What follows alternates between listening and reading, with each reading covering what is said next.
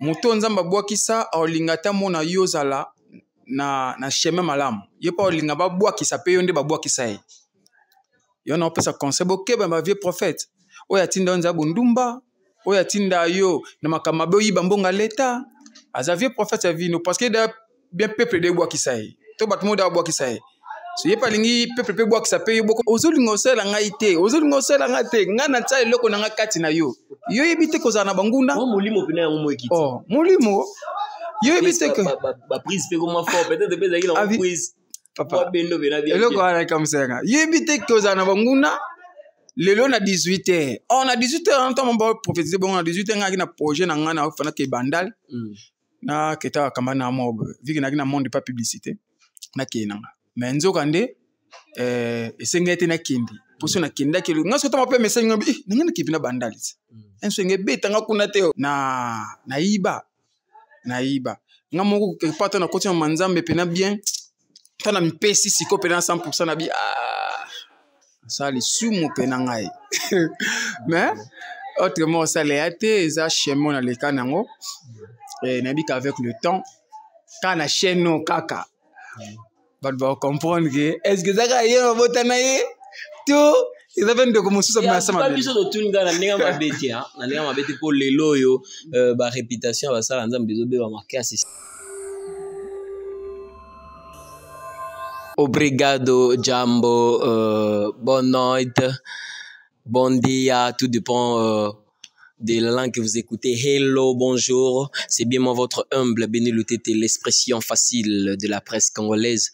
Bienvenue dans notre thématique table sainte. Chers téléspectateurs, je vous demande de rester branchés. Aujourd'hui, vous ne serez pas déçus. Naimbi, invitez-moi, en tout cas, je vous dis extraordinaire. Aloba bien, Avanda bien. Aimba bien, bien. Voilà, il s'agit bien de mon frère, il va se présenter. Mais avant tout, j'aimerais à ce que tout l'Ouenzambe na adoration et on se retrouve tout juste après.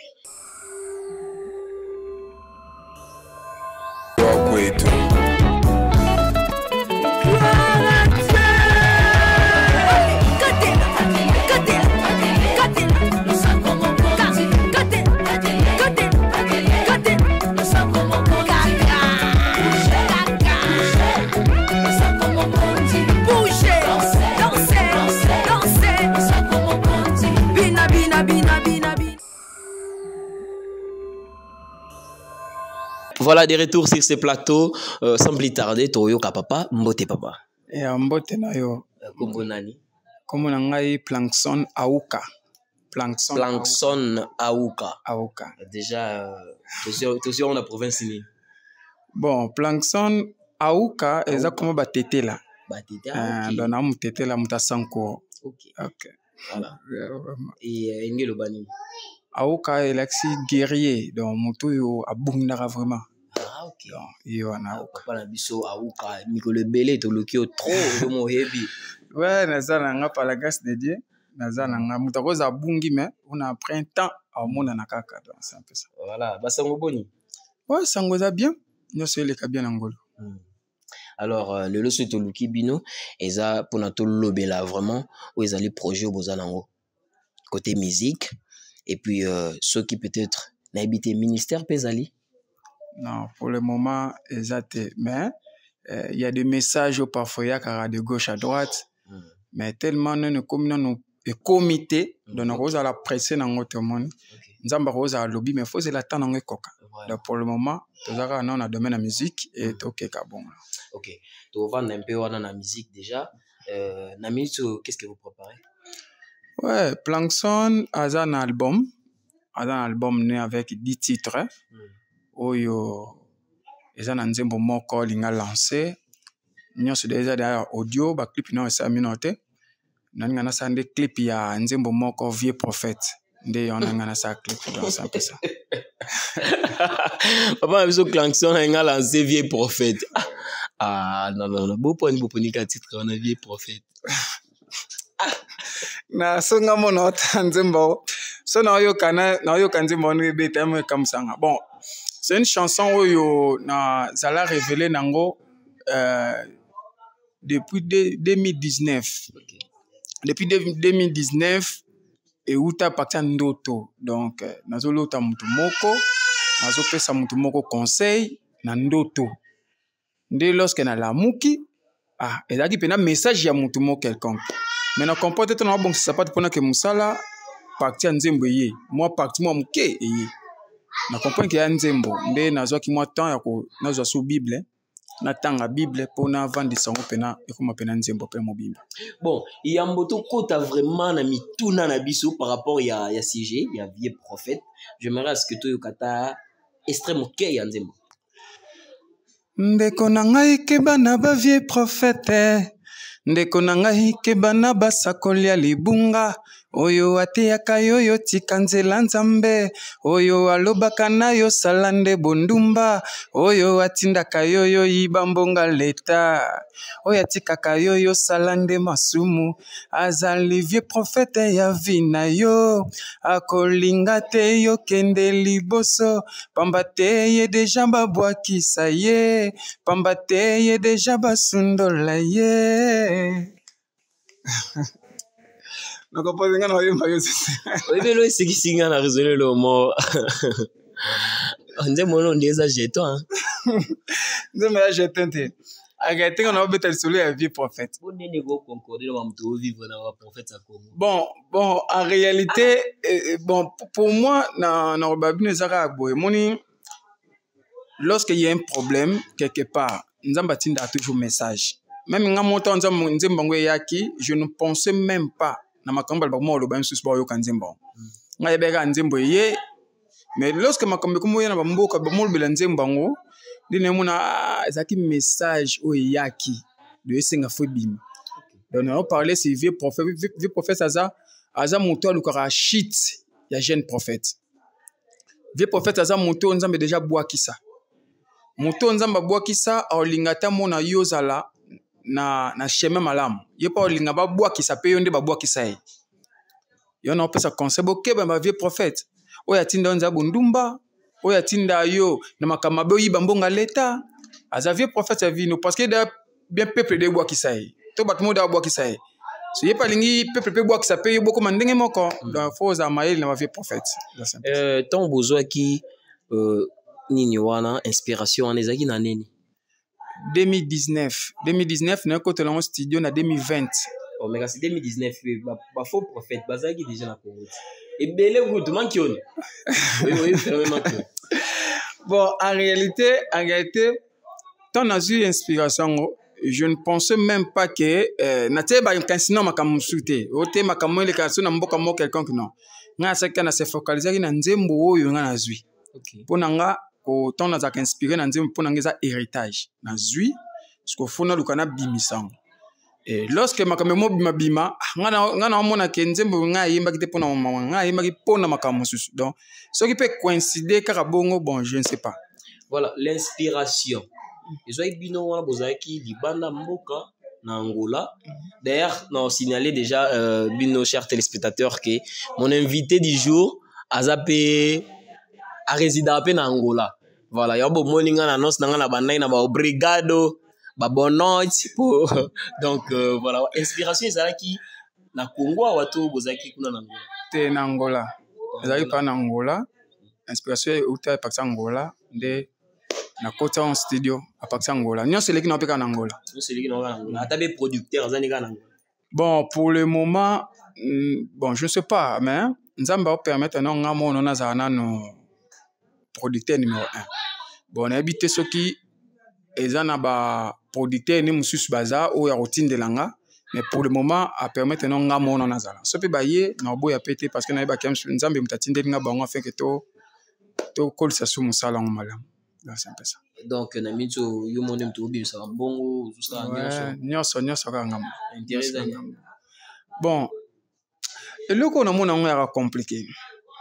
So na une décision na bien ça no dépenser pour la musique na comprendre te bo kaou ki moyela ngai no mona ngo compliqué on a bien na dépenser te fona mambo na nga fona ça projet on a bo kaou ki mais so na bandikara te na kota studio na ça na computer mo fungama de na comprendre que nzamba benganga pena na te apé bat na nza musique les ba vieux prophètes ba boye banzemba boye banzemba monsieur ezali donc et puis que nzambe mo bile pourquoi tindanga Ok, parlons un peu de votre vie chrétienne. Tu as changé chapitre, qui est bien que tu as son vie prophète pour non peut notre fond mais bien tu oui que notre fond bien tu ah pour ba prophète da escroc na Congo basé bon on est juste parenthèse. Parlons un peu de votre vie chrétienne.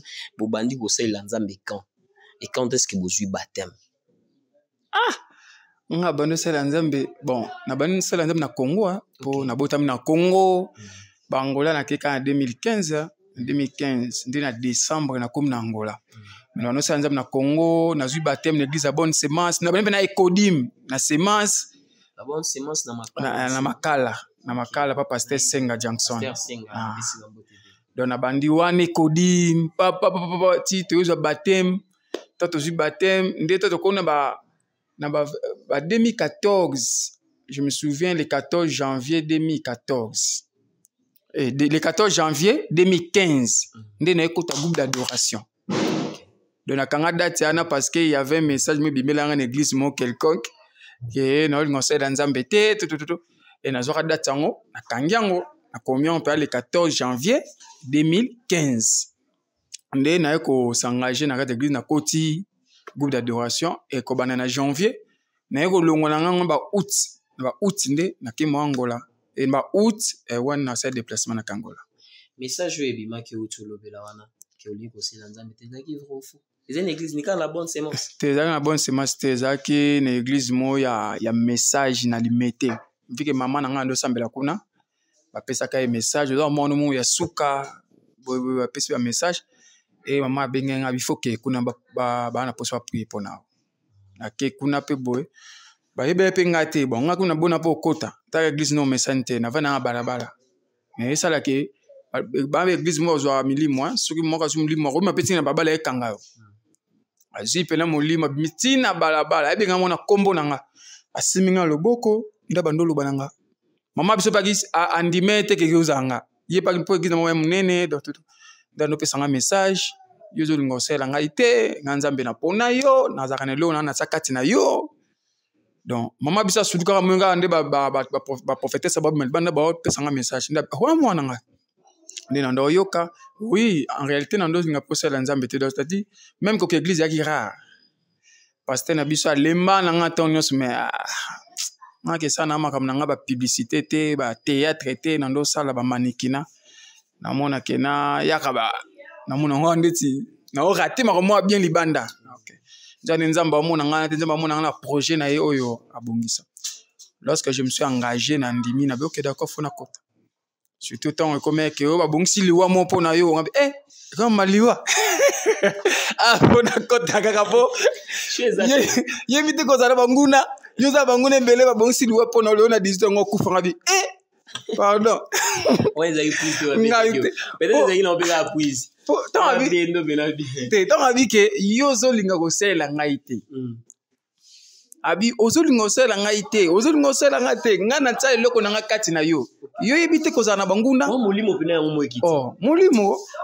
Yo ebite que ba prise pe comme fort, peut-être peut-être qu'ils ont prise. Papa bendo bena bien. Eloko ana comme ça. Yo ebite kozana bangunda. Lelo na 18h. On a 18h en temps on prophétiser bon na 18h ngaki na projet na ngana ofana ke bandal. Na keta kamba na mob. Viki na kina monde pas publicité.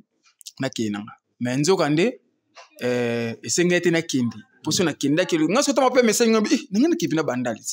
Ensenge beta ngakuna teo. Pardon. Le gars da banguna na yeba te. Na mikota kama manzambe. So ba yeba kutaga. Allez.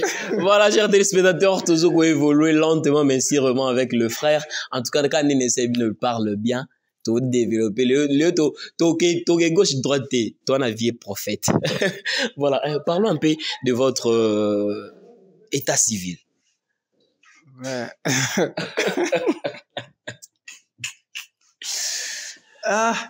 État civil. Bon, Plankson a marié namte. OK. Azana marié te même, azana proposante. Bon, mon temps na banda ko sama ma publicité, monde ana ya monde mo ba mannequinat, monde mo ya mo ba show. Donc défilé na cristal kuna na Gombe, donc via ka mo likolo. Ça là que ba principe mususu pa na yeba été. na roza na relation na sœur moko et après et ça que sœur comme na zemi et sœur abotaki donc en réalité na minute au plankton zemi non zemi na ngako na minute plankton ada moi moko ada 9 ans mais non na balité aza proposante par la grâce de Dieu mais bien que nous c'est les camalamu et non c'est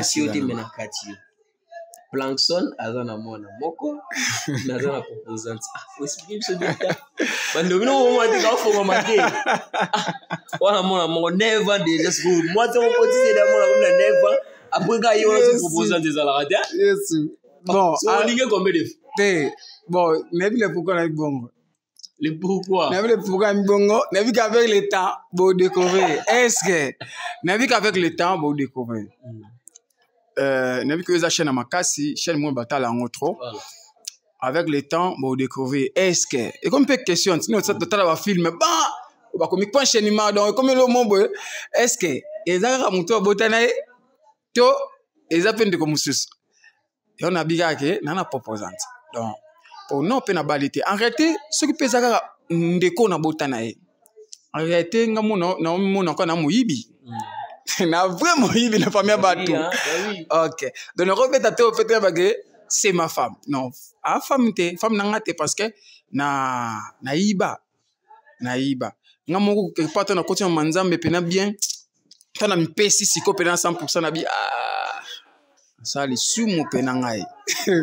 Mais autrement ça les été ça chez moi dans les canango et n'a dit qu'avec le temps quand la chaîne no kaka va comprendre que est-ce que ça va y avoir botanaye tout ils avaient de commencer ça mais ça m'a pas besoin de tout ngana ninga mabeti hein na ninga mabeti pour lelo yo ba réputation ba sala nzambe zo be ba makasi surtout na point wana ezo be ba makasi ngana yo to yebi bien ki to meke un peu kokota mukie tozo exemple moko mais en tout cas nazo ko rassurer bino lelo soki bato ebele bazo tika na bango ko sela nzambe eza dupe na baba suite à Bamakambo to vivre au moins un pasteur les cana 3 femmes au bena population au public bandemi bayebi bon alors côté nabino basala nzambe na bidi soki arrange rabino en tout cas nous de notre côté comme étant bandemi simple les autres arranger bisoté on moni na meka un peu to meka kolobelango quoi alors à propos ya featuring vous avez déjà na pensé moko songolo pakala ya robeta na musicien mo quelconque featuring album on a salué là 10 chansons na ça featuring na 2 personnes na ça featuring na Frère Imba Sosola tango yo OK Frère Daniel mais déjà côté timbre pe na mo logo là Sosola tango bon na lingaye thème c'est mon vieux autozani na niveau Angola en Angola kuna c'est mon vieux vraiment autozani tout le temps et à part na ça sur featuring na ingénieur nanga aza apôtre parti il peut tout ça bon il peut na pour nga c'est un père moni encadrer nga na ba na musique na bonne semence na frère na biso Edi azu biso pe notre côté groupe d'adoration ana encadrer biso mais lorsque na kangola na kute na bango yesko azunga ba imba na studio boy ba imba ka boy kota boy pour se battre voix nga yembela na studio jour liboso mais bombe mais azwanga pe na no laksanga ti ba imba ka boy donc pour nanga c'est un père donc na ça peut fitting na ye na nzem na peut to yimba mingi na ye pe donc 2 personnes. Voilà, on va changer les chapitres. Tous ont un peu d'actualité. To mek un peu kolobela bien sûr. Mambozo le kana na batoile mikolo à ce qui concerne ba chantre gospel congolais. Nous allons prendre le premier photo. Voilà, pasteur Mike Kalambay. Photo déjà rappelons quelque chose. C'est un serviteur de Dieu. OK. Pour moi aza a pasteur oyo à chaque fois que ton total la matière oyo Saint-Esprit ça katini parce qu'en réalité lorsque mtaote ya na lobate que za yende mtaote ya non malobe utaka quelque part c'est le Saint-Esprit qui inspire atie katia mutu et muta azoloba oyo batie katina e c'est un serviteur de Dieu. C'est un musicien que j'aime beaucoup aussi. C'est un père. C'est un père. Ton atalaye, non. En tout cas, ça va. Oui, mais moi, je pour le moment na toile. Ah ouais. Bon, à propos, il y a vie privée, naïe, parce qu'on est à vie privée, naïe.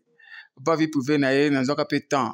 Dans un peu de temps, on a moni, lorsque tout le monde a papa, baza, ba le kamba vie moro boto, ba pomme jouer la bango.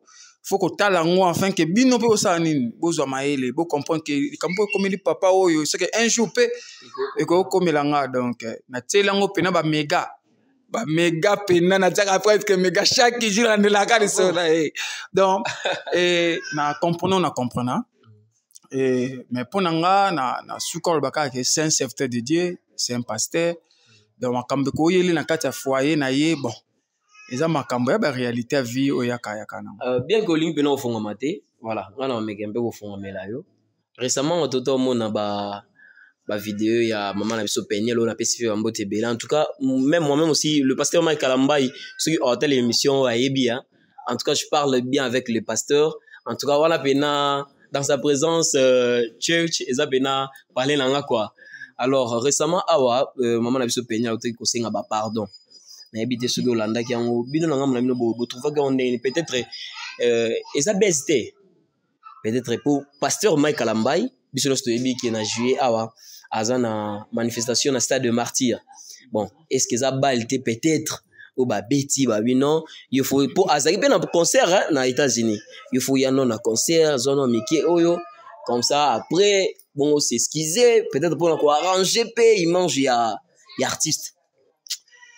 Bon en réalité avant non bolingo bom balé moi je pense que maman Peniel Nalanda est déjà joué mususu azala déjà non fan ya pasteur Mike Kambai à propos musique nan donc alingano musique ya pasteur Mike Kambai makasi et Dieu a fait grâce aussi balingani bon lorsque premier aza papa ba naye moi je pense que aza mutu ope apembe naye ba conseil bazali ba ozanga to pe ce conseil même sous façon na kindaki mombangu to ba baloba na ye esonaki pena bien te vu kaza papa ya bana na bolingo que soit mobali asali mabe po na yo mwasi omoni ke makambo eza bien te baluka ba protéger mais oyo ekomi koleka vie privée na bango ekomi kobima moni ekomi kobima ekotina bana tutututu ebande kosone mal mais nasepele makasi ntango nakotaki internet namoni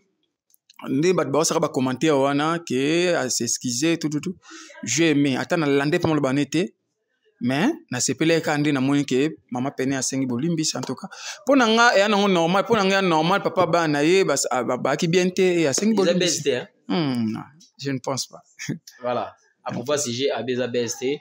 Alors, je tiens à vous rappeler la famille, le pasteur Mike Kalambai, à Zana manifestation Mounene, le 27 juillet 2024.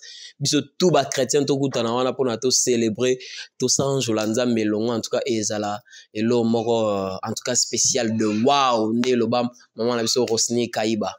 Voilà, nous allons prendre les deuxièmes photos.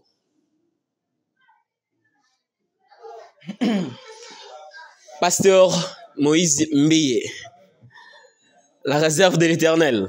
Faut-il rappeler quelque chose? Ah, maestro d'abord. Photo le bilan là, Kazana maestro. Ok. Aza maestro. Aza à part non qui pasteur na ye. Mais moninga nazaka à chaque fois sino ko banzembo ya bato. Na lingana bimiselo moboye. Nalingana comprendre mayele ni mutu azobimisa à chaque fois on a la bango nyonso wana so ta pasteur Moïse Mbeye nazoka mayele moko pe pana ye na moke avandaka mingi boye kota mélodie na avandaka boye donc pour nanga aza maestro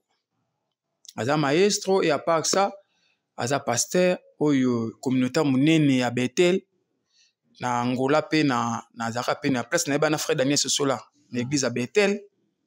L'église à Bethel, pas pasteur Emmanuel. Donc, pour moi, c'est un pasteur.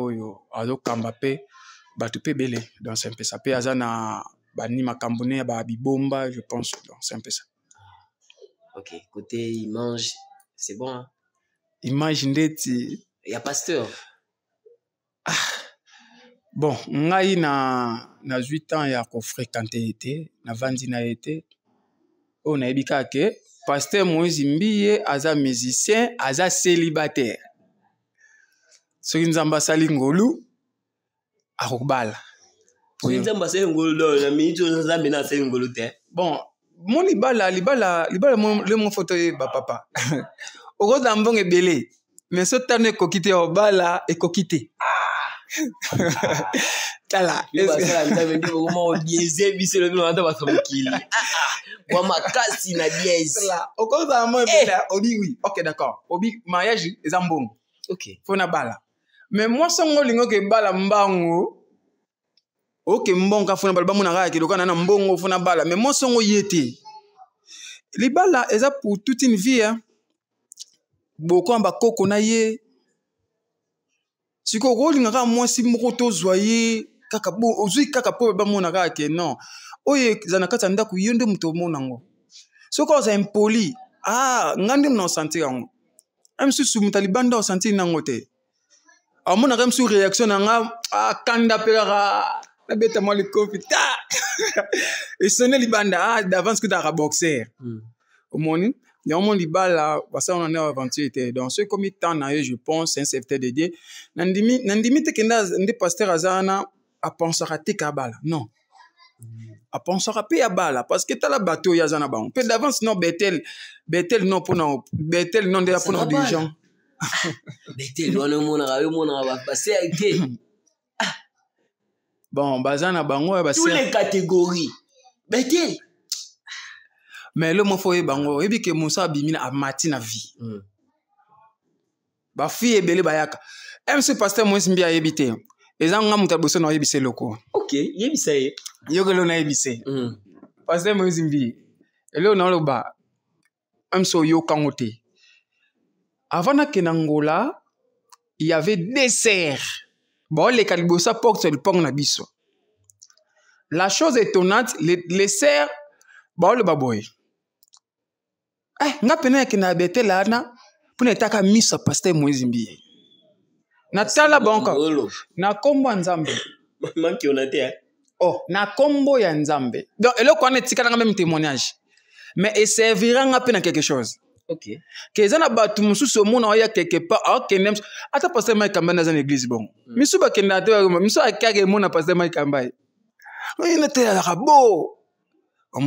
Donc na yo kango ba ole kana veni na biso iben po biso botam na nkolo mais mama tanga uta ngola ye avana na iben apena vanda kiana donc ba ole ka ba otonga pena passer donc wana les serres wana ba kendaka te po ba kendeko yo kama temba ko tabatala misu na ye siko ba koza bango belé na Bethel mais est-ce que bango nyonso wana bazuya te intérêt pour mutu soko mati na vie yebango ke basi mususu mona ba nga fona nga papa oyo wa mona ko kumna ona mbongo oza na plaire so ba comprendre que wana c'est la femme de pona yo mona ya gazette donc en réalité faut nga pena pona nga pa na ye il faut pena lukanzam on va chercher l'éternel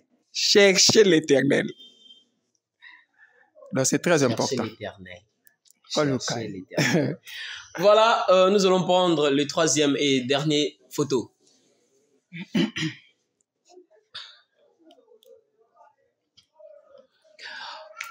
Prophète Denis Lessi, afro-pétage. Il mange rappelé quelque chose. Bon, la première des choses, on va pour le prophète Denis Lessi, c'est ça que Nazi prophète Denis Lessi, non, il y a Kala. C'est un prophète oyo même nga planson ona oloba oyo na tsaba mail ko la TV. Oui. Nzondo na tsabe na mail ko la TV na kanise belé. Je me souviens na tana évangélisation na Katamboko Congo zaki do santiza ro telema. Le 20 tant na kangana date le 24 décembre bison sto na stade. Nabi que le 31 sangomalam, nabi que boye pasteur général Sonia Zabo. Donc prophète Denis Lessi na tana ezalaki en tout cas Biso su ton nom on appelle évangélisation ma casse mais pour le moment na mona le cas papa akita papa ninga zalaka bon habité me so me pesi ni ma musique me pesi ma musique moni msusu babi balandaka Olanda ce qui des biloko à la fois me so akena ma musique ça c'est ma musique ne si ma ozongela makambo to yebela kaiwana là je ne sais pas mais pour moi c'est un prophète. Ada prophète OP azana ba brebi onzamba pesa ye donc c'est un peu ça. Oui bipé marque musique yo ça. Na mona déjà une fois na mona rande ba ser ba tetuka. Bon. Eza inspiration. Bazo illustrer vidéo. Eza inspiration na ye hein. On a besoin d'inspiration. Bon, eza d'abord non art ezalaka no inspiration art nyonso que tout ce qui respire non tenga lobi non nga lobi na cadre bongo te na luki te na kota na luka na kota na prier na yeba oyo azosala eza ya nzambe to ya nzambe te mais namonaka ke prophète akendani na angle ne moko boye asa pétage na ye yango petit album na habité sur petit album et apona ba ser ne moko boye musique na ya ça là au pétage donc on est sur l'inspiration là ye alinga na yake na ba style na ye moko akenda nango bon ye moko ebikelo ko sala papa na nga dada mukolo ayibida muta mukolo ayiba le ko sala donc ye moko mukolo apparemment o banga nde ba selo ba live hein la émission. Il y a un nouveau pièce. C'est ce qu'il faut. Bon, ce n'est pas ça vraiment, mais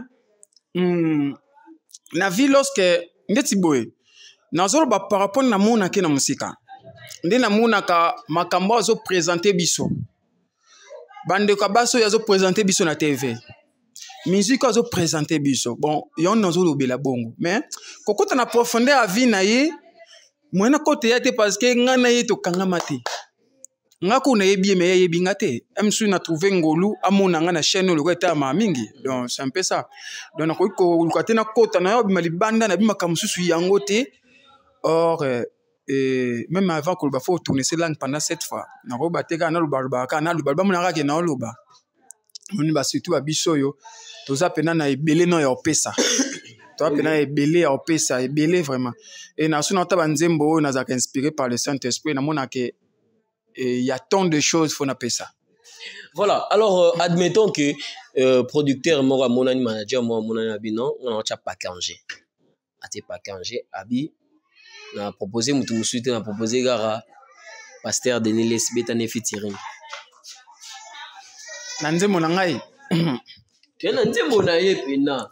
Dima pe ngale si abino ko betongo sko remix. Nzamba pesa nga mama tina na tina. Bon, solo connaît ye. Oh, babina pote amiga featuring na prophète. Na esa pote na boy. Pesa nga temps. OK. Na prier. Na yeba so que c'est important ya sa featuring. Ata ku pesa ka yete. Mutu nyonso ata frère d'un sozo to ça ne featuring parce que nazo capé temps na comprend que na sala ne quelque chose à grand nanga mais na luka na prier pe na za convaincu que na ça so est tomé pe bon pas prophète Deneles na luka pe na prier ce qui Saint-Esprit a convaincu nga que na ça ne featuring na sala mais ça convaincu nga te non c'est forcé pas ni poste na c'est forcé ya boy au moins baby sa réputation nga mais ce qui peut y a ndimi nga na boy non raté quelque chose donc je dois me concentrer sur ça afin que mes banines ça donc producteur réponse nous en a déjà. Voilà, papa doit se préparer, doit prier pour que aïba volontaire mais avant Andima n'importe quel featuring peut-être que ça soit oye pa koyi koloka donc il doit d'abord prier koloka koyi ba volontaire nzambe. Alors torozong un peu par rapport à single le vieux prophète c'est ça. Torozong un peu torozong pour ça toi ba quand est-ce que peuple de Dieu vous allez édifier na nzembo kitoko autour orchestre. Bon en réalité et là on en a le baroto avant na trouvé ngolu boya je parlais ça na bifo na lancer ngo penda officiellement Po nga mpe na yoka kiangwa na yoki ba message on a bima na nzemba ngo je été frappé. Nga bi fait bima vraiment pour toucher presque ba couche belé, toucher le côté de l'état et toucher vie sociale boy dans en réalité et frapper à peine ngamo. Nando pense pour nous nga na bimisa ngo na clip maintenant tala na titre comme décembre oyo na ko lukada na sa clip nango pona na bimisango na tala soki singa sama na ngola to sama awa ndi kaka trombi mama do simple ça donc bana nzambe bazela décembre ouais boza décembre en décembre nabi ke nzamba sa ngolo pona po ça et ça ma clip moya bien c'est ça problème na ndesko yangwana na po ça clip moya eza clip moya qualité eza te ke loko eze loko liboso ona ngana bimisa na ça son clip mo boy non wana en réalité non respecter nos musique en noté pour yemo na zano makastro donc faut na ça le clip mo ya bien et nabi ke ngana quand ça ba mo forme boy za pena ya ezo ekokokana qualité nzembo donc c'est un peu ça. OK. Alors la famille, merci beaucoup. Moi je pense que nous sommes arrivés déjà à la fin. To tika papa na biso à le mot de la fin naé et à sunga biso juste 2 ou 3 minutes il y a quand segment moké pour na honneur nabino fidèle ami du net. Mot de la fin. OK, mot de la fin on le ba d'abord merci na nabino oboyeko talangai. En tout cas na tala bino kaka tala ra chaîne na bino chaîne moko oza beni batalaka et lorsque on a trouvé ngolo bo talanga na zanga tolo ba kenza mapambola bino pour na trouver ngolo et na ça peuple nzambe kaka eza nzembo zo ya vieux prophète en tout cas bo jijango na ndenga polémique té pour na on a déjà battu musuba qui a polémique déjà nga polémique té mais ça afin que été ya peuple nzambe dans message ya kibongo bozelango pena nzembo na vie prophète et côté ya on a pas ce que zo yo kango on a pas non c'est un message ezo bimawana donc moi je pense que eza bongo pour na su que ça va na kina bakanti na ko pesa mbote na nga na grand frère na ngai oyo aza promoteur ya ba école Aouka Moma John. Ah bon? Oh. Ouais, on a un grand frère na biso liboso. Promo. Na pesi mbote na grand frère na papa pasteur Dani Aouka. Na pesi mbote, na pesi Grachou Aouka mbote. Na pesi pe Keren Diasilo Atenga, na pesi mbote. Na pesi bande comme susu beze belé René Aouka, Di Aouka, Madou Aouka, Marlet Aouka bangonya sona. Bambote Nabino. Donc c'est un peu ça. Voilà, chers téléspectateurs, merci de nous avoir suivis. Vous étiez nombreux partout dans le monde. Bino Baibopona, chaîne Nabino, les Nazariens TV. Tozara Awana, devoir au Bopesaki Biso. C'était moi, votre humble, l'expression facile de la presse congolaise, Béni Loutete. J'ai dit un grand merci à ma maman, mère boss Tiffany Mokwa, et un grand merci à mon coordonnateur, Chris Zamar. Pourquoi pas dire un grand merci na Jansi Tumba Oazaki na Sima Kamera, Asungaki Biso na Elema Kitoko ya Mokona Lelo. Je vous donne rendez-vous la semaine prochaine, mes miens. Restez branchés dans votre chaîne et n'oubliez pas de partager les liens. Je vous laisse avec l'homme de Dieu, Pona Kantik, et moi avec vous. On se retrouve à la prochaine. Ciao. Ndeko na ngai kemba na ba vie prophète.